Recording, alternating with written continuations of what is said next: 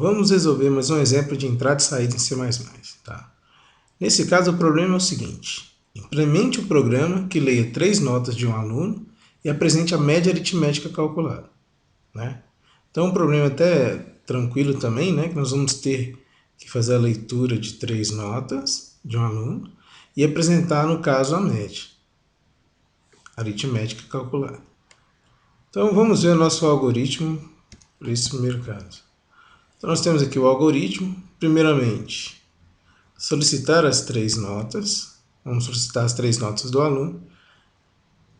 Né? Falando na mensagenzinha lá, digite as 3 notas, porque é sempre interessante ter essa interação com o usuário, né? Com quem vai usar o programa, para ele saber o que ele deve digitar.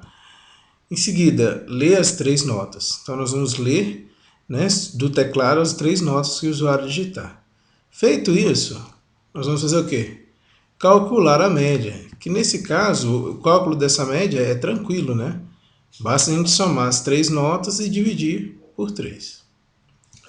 E por fim, apresentar a mensagem informando a média calculada. Então é um problema bem tranquilo também de resolver. Vamos ver então como é que fica a nossa codificação desse algoritmo em C. Então nós temos aí nosso padrãozinho, né? Lá com include IOString, user namespace, o int main com return 0. Vamos ver. Primeiro tradução que nós vamos fazer é solicitar as 3 notas, né? E como é sempre de costume, é bem interessante a gente definir quais seriam as variáveis bem no início do programa. Porque desta forma, definir as variáveis aqui nesse início aqui, no pontinho, no início, né? Definir essas variáveis aqui é interessante nesse ponto, que fica mais organizado, você consegue verificar quais são as variáveis declaradas no programa. Apesar do programa em C++ poder ser declarado em qualquer ponto do programa, não precisa ser somente no início não, pode ser em qualquer parte do programa. Então, nós vamos precisar das notas, né, que está definido como N1, N2, N3, né, então as 3 notas, e uma variável chamada média, para a gente calcular essa média. Tá? Então agora vamos começar a traduzir. Então a gente já definiu as variáveis, então vamos traduzir as linhas agora. Solicitar as 3 notas. Então, cout, digite as 3 notas. Né? Agora, o que nós vamos fazer? Ler do teclado que a pessoa digitou. Então, cin, N1, N2, N3. Vocês podem ver que nós estamos utilizando aquela forma, né, que a gente pode ler várias variáveis simultâneas, né? Então, cin, N1, N2, N3. Então, é uma forma mais compacta de solicitar do que ficar pedindo digite uma nota cin N1, digite outra nota cin N2. Então, dessa forma, a gente já pega as 3 notas simultâneas.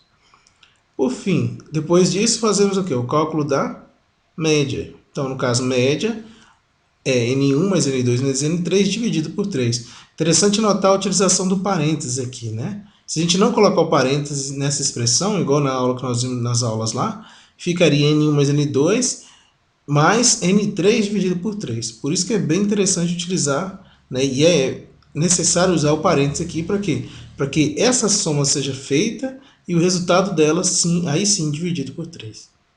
E por fim, tendo o cálculo da média, basta a gente apresentar ela. Então, a média das notas é a média.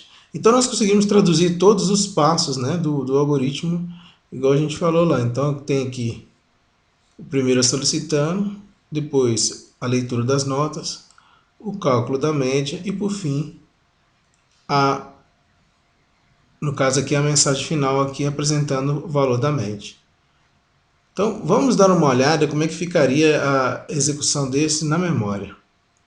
Então, nós temos o nosso algoritmo aqui. A única mudança foi esse endl aqui, só para ficar mais... para que fica mais fácil a gente representar aqui no console aqui as informações. Tá? Então, acrescentamos um endl nessa mensagem e nessa mensagem. Lembrando, né, que o endl o que ele faz é quebrar uma linha. Então, vamos ver. Vamos executar começando na primeira linha aqui, então, nessa linha do float. Então, o que acontece? Float, N1, N2, N3 e média.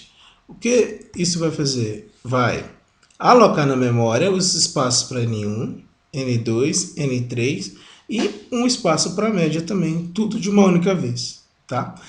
Uma coisa que é interessante notar é que quando esse espaço é alocado no início do programa, esse espaço de memória, ele tem um lixo de memória. A gente não sabe qual a informação que está aqui. Ele não é uma informação, por exemplo, um inteiro começou, ele vem com 0. É um float começou, ele vem com 0.0. Não, isso não é verdade. Ele vem com lixo de memória. Então, em alguns programas lá na frente, a gente vai sempre ter que tomar um cuidado, por exemplo, de zerar essa informação aqui antes de utilizar essa memória. Mas nesse caso não precisa, porque nós vamos fazer uma leitura direto para aqui, tá? Então é tranquilo. Vamos ver o nosso próximo linha. Digite as 3 notas. NDL. Então vai aparecer no nosso console aqui, digite as 3 notas e o cursor vai vir aqui para a linha de baixo. Em seguida, nós vamos solicitar ao usuário para digitar as 3 notas. Então, podemos ver se em N1, N2, N3. Então, ele digitou o 6, o 8 e o 7 e apertou Enter. Vocês podem ver que cada um foi alocado no seu lugar. Então, o primeiro aqui era o N1, então o 6 foi alocado no N1. Segundo N2, o 8, que era o segundo número aqui, foi alocado no N2. E o terceiro 7 foi alocado no N3. Essa entrada ela pode ser feita de duas formas. Posso colocar o 6, espaço 8, espaço 7 e apertar Enter, que aí cada um vai alocando um ponto. Ou então eu posso apertar 6, Enter, que aloca N1, 8, Enter, aloca N2, 7, Enter, aloca N3. Tá? Qualquer uma das duas formas está correta. Próxima linha do nosso programa aqui é o cálculo da média. Então, média N1 mais N2 mais N3 dividido por 3. Fazendo esse cálculo aqui, média vai receber, tá vendo na memória aqui, nesse ponto na memória, a gente dá uma olhada aqui nesse ponto na memória, 7 foi alocado aqui na média. Então, nós temos aqui o cálculo da média. E por fim, a apresentação da mensagem na tela. A média das notas é 7. O que estava na memória e é apresentado aqui no console. E por fim, a última linha do nosso programa, return 0. Então esse aqui foi um exemplo de cálculo de média aqui, bem interessante.